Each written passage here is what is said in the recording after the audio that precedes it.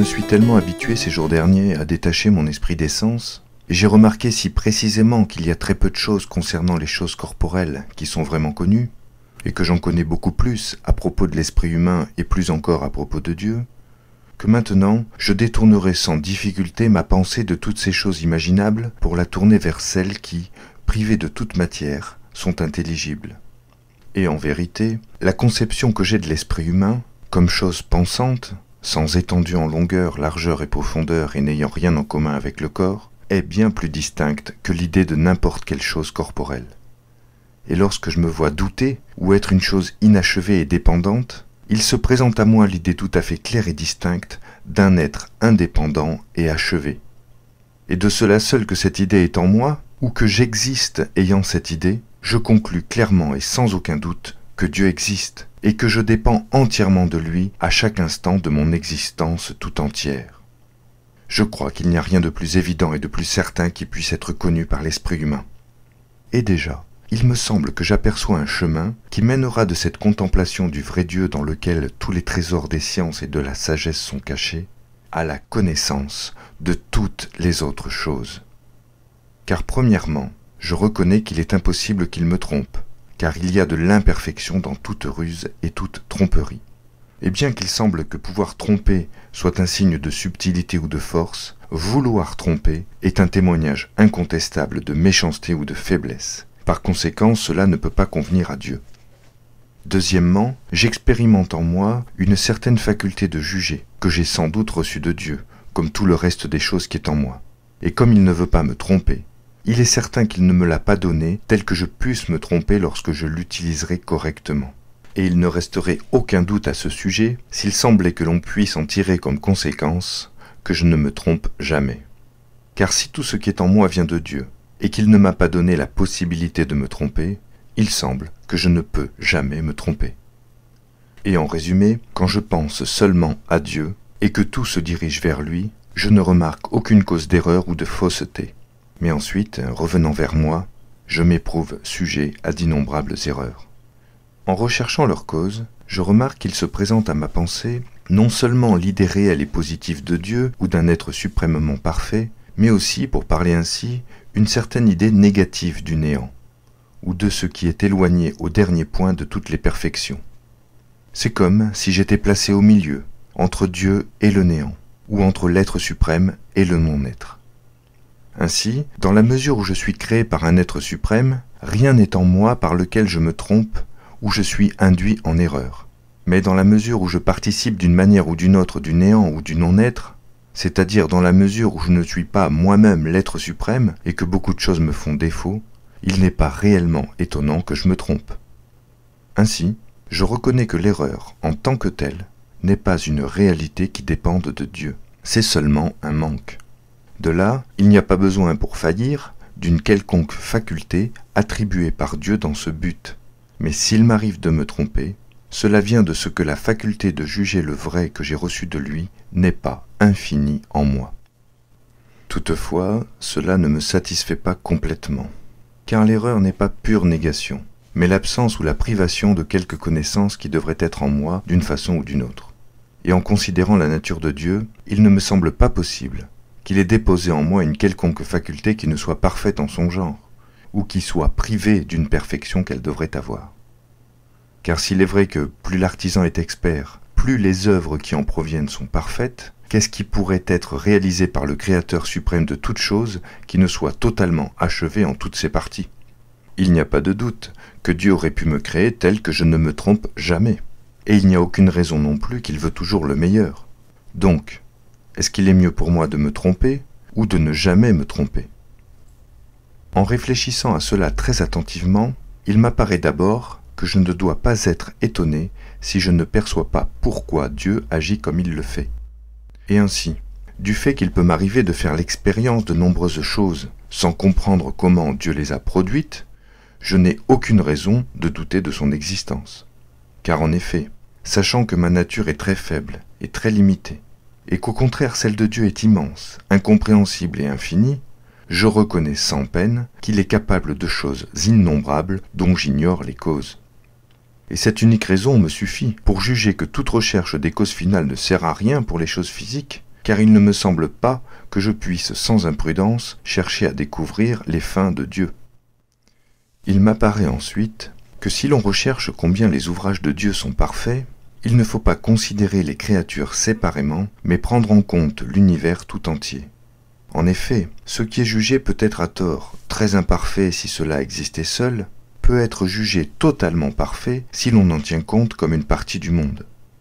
Et même si depuis que j'ai eu l'intention de douter de tout, je n'ai connu de façon certaine que mon existence est celle de Dieu, j'ai toutefois reconnu la puissance infinie de Dieu. Et je ne peux pas nier que beaucoup d'autres choses proviennent de lui, ou du moins pourraient en provenir, de façon à ce que j'existe comme une partie de la totalité des êtres. Ensuite, m'étudiant de plus près, et découvrant quelles sont mes erreurs, qui prouvent à elles seules qu'il y a en moi de l'imperfection, je remarque qu'elles dépendent du concours de deux causes à la fois, de la faculté de connaître qui est en moi, et de celle de choisir, ou de mon libre arbitre, c'est-à-dire de mon entendement et de ma volonté réunis. Car, par l'entendement seul, je conçois seulement les idées sur lesquelles je peux porter un jugement, sans qu'aucune erreur à proprement parler ne s'y rencontre. D'autant que des choses innombrables existent peut-être, dont je n'ai aucune idée, sans que j'en sois privé. Mais tout simplement, il n'est pas prévu dans ma nature de les avoir. Car en effet, je ne peux apporter aucune preuve pour estimer que Dieu doive m'accorder une plus grande faculté de connaître que celle qu'il m'a donnée. Et, aussi habile que je me représente cet artisan, je ne dois pas penser pour cela qu'il doive mettre dans chaque ouvrage particulier toutes les perfections qu'il peut mettre dans quelques-uns. Je ne peux vraiment pas me plaindre d'avoir reçu de Dieu un libre arbitre, ou une volonté qui ne soit suffisamment grande et parfaite, car j'éprouve en moi qu'elle ne peut être contenue par aucune borne. Et ce qui me semble ici très remarquable, c'est qu'il n'y a rien en moi de si grand et de si parfait que je conçoive comme pouvant être plus grand et plus parfait. Car par exemple, si je considère la faculté de concevoir qui est en moi, je vois aussitôt qu'elle est toute petite et très limitée. Et en même temps, je me représente l'idée d'une autre faculté beaucoup plus grande, voire très grande et infinie. Et de cela seul que je peux la concevoir, je sais qu'elle appartient à la nature de Dieu. De même, si j'examine la faculté de me souvenir, ou d'imaginer, ou tout autre, je n'en trouve franchement aucune qui ne soit en moi infime et bornée, et qui ne soit immense en Dieu. Seule ma volonté, ou mon libre arbitre, faculté que je ressens si grande en moi que je n'en connais pas de plus grande, est la principale raison par laquelle je reconnais porter en moi l'image et la ressemblance de Dieu. Car bien qu'elle soit incomparablement plus grande en Dieu qu'en moi, soit en raison de la connaissance et de la puissance qui lui sont ajoutées et qui la rendent plus solide et plus efficace, soit en raison de l'objet, puisqu'elle s'étend à un plus grand nombre de choses, cependant, elle ne peut pas être considérée comme plus grande, prise formellement et absolument en elle-même.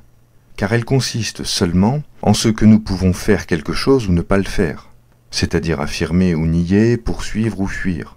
Ou plutôt, seulement en ceci que nous agissons de telle sorte que nous ne sentions aucune force qui nous contraigne pour affirmer ou nier, poursuivre ou suivre ce que l'entendement offre à l'esprit. En effet, pour être libre, il n'est pas nécessaire que je puisse me diriger d'un côté ou de l'autre.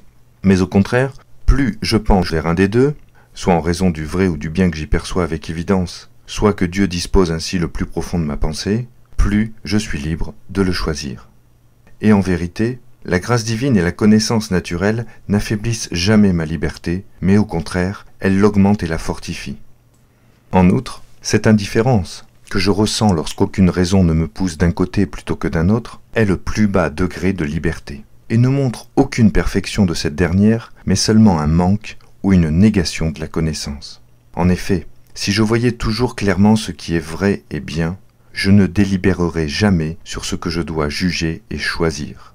Et ainsi, je pourrais être totalement libre sans jamais être indifférent. De là, je connais que la cause de mes erreurs n'est pas la puissance de vouloir, prise en elle-même, car effectivement, elle est immense et parfaite en son genre. Ce n'est pas non plus le pouvoir de concevoir, car tout ce que je conçois provient du pouvoir que Dieu m'a donné pour le faire. Et incontestablement, je conçois comme il faut, car il n'est pas possible que cela soit fait pour que je me trompe. Alors, d'où viennent mes erreurs? De cela seul en effet, que la volonté étant manifestement plus vaste que l'entendement, je ne la retiens pas dans les mêmes limites, mais je l'étends aussi aux choses que je ne comprends pas. Et la volonté, indifférente à ces choses, se détourne facilement du vrai et du bien. Ainsi, et je me trompe, et je pêche.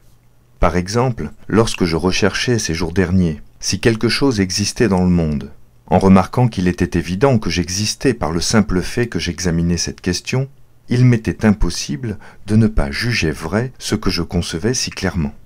Non que j'ai été forcé à penser cela par une contrainte extérieure, mais cela était uniquement dû à une grande clarté de mon entendement, suivie d'une grande inclination de ma volonté.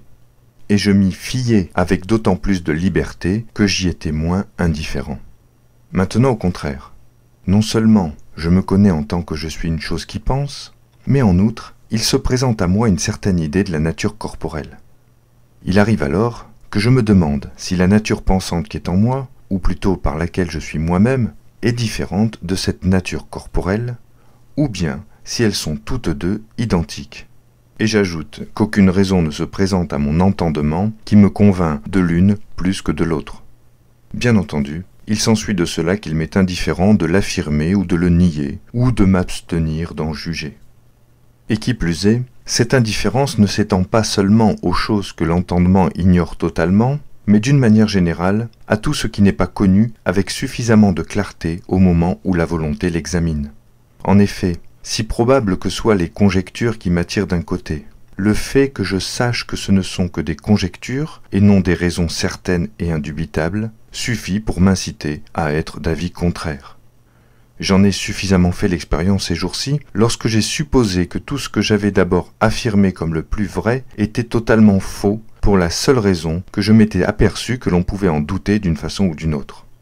En effet, si je m'abstiens de porter un jugement lorsqu'une chose est vraie, et que je ne l'aperçois pas avec suffisamment de clarté et de distinction, il est clair que je fais bien et que je ne suis pas trompé.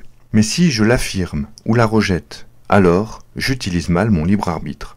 Et si je me tourne vers la mauvaise direction, en ce cas, je me trompe totalement.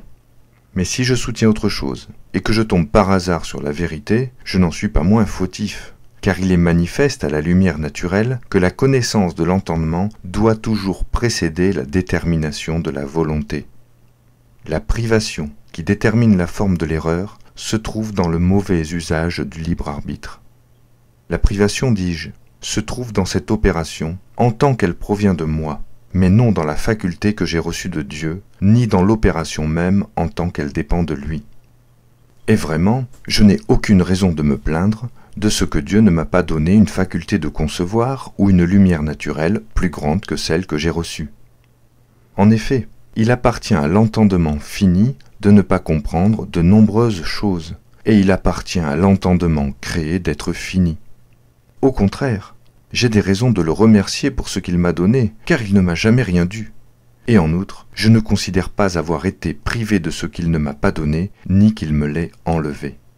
Je n'ai pas non plus de raison de me plaindre du fait que la volonté qu'il m'a donnée soit plus grande que l'entendement.